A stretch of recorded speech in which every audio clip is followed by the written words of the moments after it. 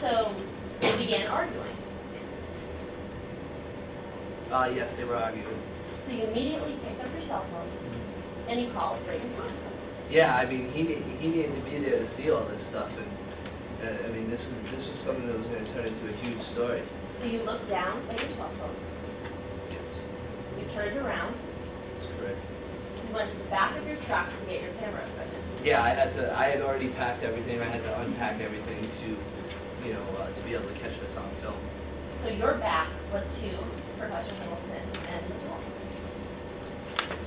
I wasn't facing them directly. I was in my car unpacking things. So they were out of your line of vision. Yeah, you could say that. And you didn't see them at all after you turned your back. No, I said that when I was unpacking my stuff that I wasn't looking at them. When you were getting your camera ready, you heard a gunshot, right? Yes, I did. And so you, of course, ducked into your truck. Well, yeah, I wanted to make sure I wasn't getting shot. That's understandable. But therefore, you didn't see who fired the gun, did you? No, I did not. Moments later, Reagan Thomas arrived on the scene. Yes, he did. And Reagan Thomas, of course, asked you what happened. That is correct. And you told him the truth, the whole truth, and nothing but the truth, correct, Mr. Quinn? I told him everything I saw and nothing but that. Therefore, you must have told him that you never saw who fired that gun, correct? I did tell Regan Thomas that. So Mr. Thomas then began an investigation. That's correct. And Ms. Walton staged an impromptu press conference explaining her side of the story. Yes, we were made aware of that. And in fact, you asked Thomas why you weren't covering it, correct? I did ask him if we would go into that. And you didn't end up covering it, did you? No, we didn't. And that's because Reagan Thomas said, I don't care what Walton has to say. Is that correct? Yeah, he said something like that. He's new. But he did talk to some people. Yes. After speaking with myself, he spoke with Police Captain Nunu and Death Investigator Mickey McQueen. So you were with him as his cameraman. Sorry, go to the journalist. You were with him as his cameraman, and you witnessed these interviews, correct? That's correct. Therefore, you heard all of the exchanges between the two. Yes. And did you ever witness a law enforcement official say that homicide charges were pending?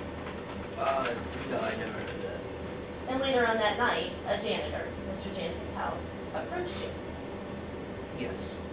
And Reagan Thomas's exchange with him lasted about 15 seconds, correct? Yeah, it was very. And that's because Thomas didn't ask him any questions. That's right. And then Casey French came onto the scene, the same assistant that you had seen Walton with, correct? Yes. The same assistant that was in Walton's car, correct? Yeah, she was in the car. And Casey French told Reagan Thomas that Mr. Hamilton committed suicide. Yes, that is what Casey French said. And Mr. Thomas then continued his investigation, Yes. and it ended with a phone call, correct? Yes. And the phone call was to Mr. Fran Martin. That is correct. We had to call up for that night. And correct me if I'm wrong, you've been working there for several years, but a producer at BNN is in charge of whether or not a story runs. Is that correct? That's correct. They have charge over whether or not a story has enough proof, correct? That's correct. And after that conversation, Reagan Thomas abruptly ended the phone call. Is that correct? Yes. He seemed pretty upset. And you didn't end up running the story after that phone call. No. But Thomas then picked up his phone Yes. and called none other than the CEO of BNN himself. Yes, he got on the phone with Kit Richard. And after the phone call with Berkshire, BNN immediately ran the story. Is that correct? Yeah, next thing I knew, we were cutting into the live feed of the Oscar Awards and airing the and hearing the story. Now you must have seen the interview. Well, yeah, I was taping all of it. And you said, as an employee of BNN, that this particular broadcast basically accused Drew Walton of murder. Did you not? It seemed a little harsh.